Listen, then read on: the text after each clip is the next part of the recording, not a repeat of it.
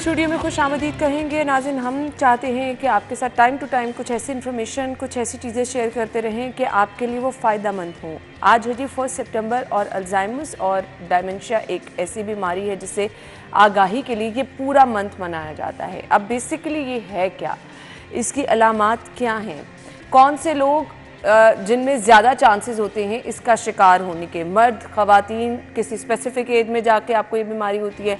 बहुत सारी बीमारियां हम कहते हैं कि अच्छा जी ये बीमारी जेनेटिक भी है, अगर आपके पेरेंट्स में, दादा में, किसी में है तो बहुत ज़्यादा चांसेस होते हैं कि आप में भी हो सकती है। सो आज हम इंफॉर्मेशन शेयर करेंगे। ये मंथ पूरा इसके साथ मुंसलिक किया गया है। इसका मकसद क्या है, आगाही किस तरह से दी जा सकती है, बचाव किस तरह से मुमकिन है, और फिर इसका तरीका इलाज क्या है, इस पर भी बात होगी। हमारे साथ डॉक्टर हुसैन जाफरी मौजूद हैं, सेक्रेटरी जनरल अल्जाइमर्स पाकिस्तान हैं। अपने मेहमान खुशामदीद कहेंगे। अस्सलाम वालेकुम। Thank you so much. सबसे पहले तो ये बता दीजिएगा, 1 सितंबर है, पूरा महीना इससे आगाही के लिए जो है वो मनाया जा रहा है। कितनी ज़रूरी है आगाही और किस तरह से हम लोगों को इन्फॉर्म कर सकते हैं? जी हाँ, अल्जाइमर्स और डिमेंशिया जो है, थोड़ा सा मैं इसके बारे में आपको बता दूँ और कि अल्जाइमर्स जो है वो एक पर्टिकुलर बीमारी है और डिमेंशिया जो है वो एक अम्ब्रेला टर्म है। तो उस डिमेंशिया के अंदर बहुत मुख्तलिफ़ किस्म के डिफरेंट डिमेंशियाज़ हैं। अल्जाइमर सबसे बड़ी किस्म है, 70% जो है उसका जो पार्ट है डिमेंशिया वो अल्जाइमर्स है। तो कई दफ़ा जब आप गुफ्तगू करते हैं तो अल्जाइमर्स और डिमेंशिया को इंटरचेंजेबली भी यूज़ कर रहे होते हैं। अमूमन ये बीमारी जो है ये 65 की एज उम्र के बाद होती है। अच्छा। और क्योंकि पाकिस्तान में हमारी एवरेज लाइफ स्पैन इतना रहा नहीं है, पहले अब थोड़ा सा बेहतर होने शुरू हुआ है, तो हमें जो ये ओल्ड एज की बीमारियां थी उनके बारे में एक्सपीरियंस भी नहीं है और लोगों को उसके बारे में ज़्यादा मालूमात भी नहीं है। आपने देखा होगा हम टर्म्स यूज़ करते हैं, ये सिठिया गए हैं। अब वो सिठियाना जो है वो उसका मतलब ये 60s में है, देयर फॉर अगर ये भूल रहे हैं तो कोई ऐसा मसला नहीं है।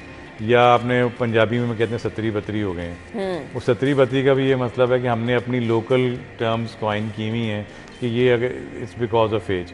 मगर जो मेमोरी लॉस है दैट इज़ वो आपकी एज की वजह से नहीं होता, आपकी ब्रेन के अंदर जो चेंजेस आ रहे होते हैं वो उसकी वजह से होता है। तो बेसिकली होता है ये तो अब हमें अक्सर अपने दादा, नाना, नानी में ये चीज़ें हमें बहुत आम प्रैक्टिस में रहती हैं कि यहाँ से वो कुछ कहते हैं वहाँ से भूल जाते हैं। वहाँ से एक चीज़ बताओ तो बिल्कुल उनके जहन में रहती ही नहीं है वो चीज़, फॉर टाइम बीइंग वो बात करते हैं। अभी उन्होंने खुद क्या बात की, दोबारा वो बात उनसे पूछो तो उनको पता ही नहीं होता। सो ये हम समझते हैं कि ये तो एक एज का इफेक्ट है। ये it's not normal part of ageing. ये डिमेंशिया का ऑनसेट है, अल्जाइमर्स का ऑनसेट है और ये ग्रेजुअली चीज़ बढ़ती जाएगी। अच्छा। और बीमारी जो है वो हमारे ब्रेन के उस पार्ट में स्टार्ट होती है जहाँ हमारी रिसेंट मेमोरी होती है, अभी की मेमोरी। मैं आपसे मिला, मैं भूल गया, मैंने खाना खाया भूल गया, मैं कहीं गया भूल गया, किसी से बात की भूल गया।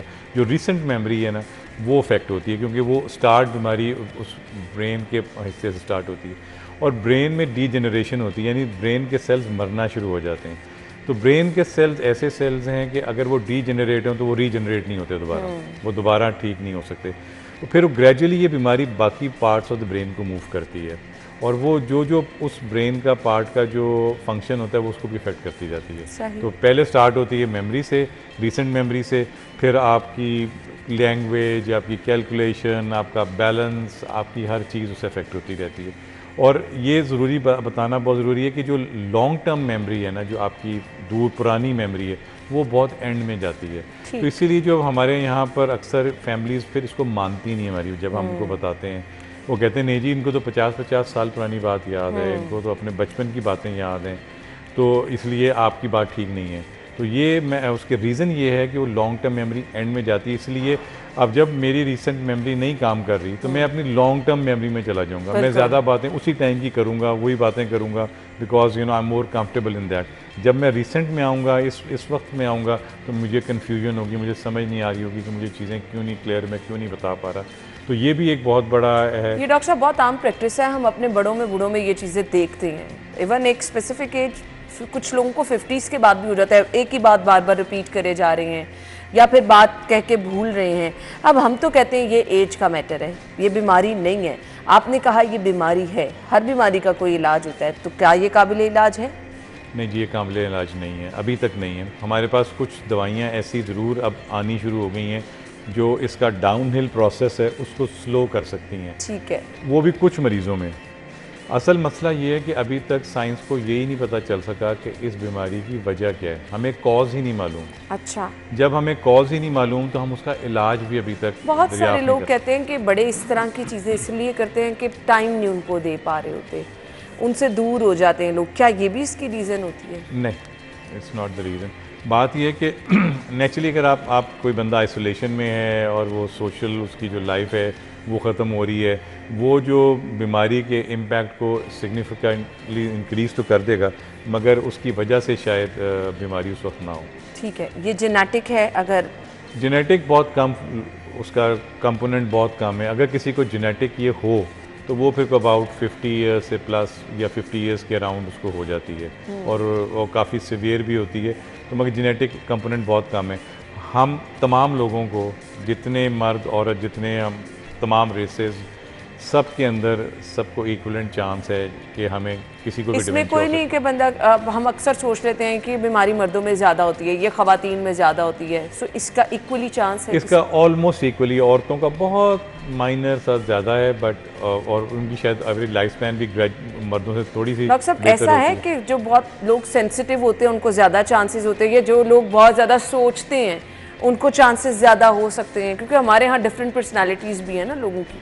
देखिए, एजुकेशन आपको ऐसी एक चीज़ है जिसको कहते हैं कि जी एजुकेशन से थोड़ा सा शायद आपका जो रिस्क है ना वो कम हो जाता है। ये सारे मफरूज़े हैं, मतलब we are not very sure, मगर एक चीज़ अब साइंस ने हमें कंफर्टेबली बड़े उससे बता दी है कि जी आपकी अगर जो आपका जो लाइफ स्पैन वो स्टाइल है वो अगर हेल्दी होगा तो आपका चांस ऑफ गेटिंग अल्जाइमर्स कम हो जाएगा। मैं इसी तरफ आने वाली थी कि आपने कह दिया अभी तक अनफॉर्चुनेटली इसकी वजूहात भी नहीं पता चल सकी, इसका इलाज भी उस तरह से नहीं दरियाफ्त हो सका। सो हम प्रिवेंशन की हमेशा बात करते हैं कि आपने चांसेस किसी बीमारी के कम करने हैं, सो इसकी प्रिवेंशन के लिए क्या मेजर्स आपको लेने हैं? कौन सी चीज़ें हैं जो इसके चांसेस को कम कर देती हैं? जी, इसके जो चांसेस कम करने के लिए आपका हेल्दी लाइफस्टाइल होना बहुत ज़रूरी है। आप अपने कोशिश करें अपने आप को डायबिटीज़ से बचाएं, अगर डायबिटीज़ होगी है तो उसको मैनेज करें। आपका हार्ट जो है वो हेल्दी होना चाहिए, आपका ब्लड प्रेशर जो है वो कंट्रोल में होना चाहिए। स्मोकिंग एक और बुरा है, आपकी एक्सरसाइज आपको करनी चाहिए, आपकी अच्छी सोशल लाइफ होनी चाहिए। और ये मतलब इस किस्म की जो तमाम जो हेल्दी लाइफस्टाइल की चीज़ें हैं ये कहा जाता है कि जी ये होनी चाहिए। मगर ये है कि मैं आपके प्रोग्राम की तवज्जो से ये भी कहना चाहूँगा कि जिन लोगों के हमारे यहाँ ये प्रॉब्लम है कि जिन लोगों को हो भी जाता है तो उनकी फैमिलीज़ ना, जिस तरह हमने कहा कि हम एक्सेप्ट कर लेते हैं कि नॉर्मल पार्ट ऑफ एजिंग है, वो उसकी मदद के लिए कुछ नहीं करते हैं। तो वो उसकी वजह से जो बीमारी है ना वो एग्रीवेट होती है और उसके बहुत सारे फिर सिम्टम्स आ जाते हैं, एग्रेशन पेशेंट में आ जाता है और बहुत सारे मसले मसाइल आ जाते हैं जो फिर मैनेज करना बहुत मुश्किल हो जाते हैं। तो मेरा आपके प्रोग्राम की तवज्जो से कहना होगा कि आपके अगर फैमिली में कोई है, आपका कोई लव्ड वन है, कोई जानने वाला है जिनको ये है, तो उसके लिए बहुत ज़रूरी है कि जो उनके फैमिली के केयर गिवर्स हैं वो उसको बीमारी को अच्छी तरह समझें, डॉक्टर से उसका कंप्लीट डायग्नोसिस करवाएं, डॉक्टर क्लियर हो गए जी ये अल्जाइमर्स है या डिमेंशिया है, और फिर हम उनको उसके हिसाब से मैनेज कर सकें। होता ये है कि सोशली आपको कैसे डील करना है उस बंदे को? हमारे यहाँ कहना शुरू हो ये तो एक बात करे जा रहे हैं, बस छोड़ दें इनको, इनकी बात पे तवज्जो ना दें, आम रवैये ये होते हैं। सो सोशली कितना कैसे अब आप सोचिए कि आप अगर अपनी बेटी से बात कर रहे हैं और बेटी कह रही है कि ये तो ऐसे ही है तो ऐसे ही करते, आप सोचें आपको कैसा इम्पैक्ट आएगा। तो ये कॉन्स्टेंटली जो हमारी फैमिलीज, बिकॉज वो अंडरस्टैंड नहीं करती हैं कि ये इनके साथ एक बीमारी की वजह से ये हो रहा है, वो उनको शटअप कॉल्स भी देते हैं, वो उनको लोगों से छुपाते भी हैं, वो उनकी जो बीमारी, जो उनका डाउनहिल प्रोसेस है वो बहुत रैपिडली डिक्लाइन करता है, और ना सिर्फ उनकी क्वालिटी ऑफ लाइफ इम्पैक्ट करती है बल्कि जो नेचुरली जो फैमिली है वो भी बहुत अफेक्ट होती है कि यार ये क्या हो रहा है, क्यों हो रहा है। तो इसलिए बहुत इंपॉर्टेंट है कि इस बीमारी को समझा जाए। आप हमारी अल्जाइमर्स पाकिस्तान की वेबसाइट है उसके ऊपर जाएं, आपको और हमें कोई इन्फॉर्मेशन चाहिए, हमारी हेल्पलाइन है, आप उसके ऊपर जाएं, आपको किसी किस्म की इन्फॉर्मेशन है, we want to provide that. But इस बीमारी को समझना बहुत ज़रूरी है, जब तक आपको खुद समझ नहीं होगी आप मरीज़ की हेल्प नहीं कर सकते। इन दी एंड मैं क्योंकि वाइंड अप करना चाह रही हूँ, इस तरह के लोगों को अक्सर, क्योंकि बहुत ज़्यादा जिन लोगों को टाइम हो जाए इस चीज़ का शिकार हुआ, हम कहते थे यार ये पागल हो गया है।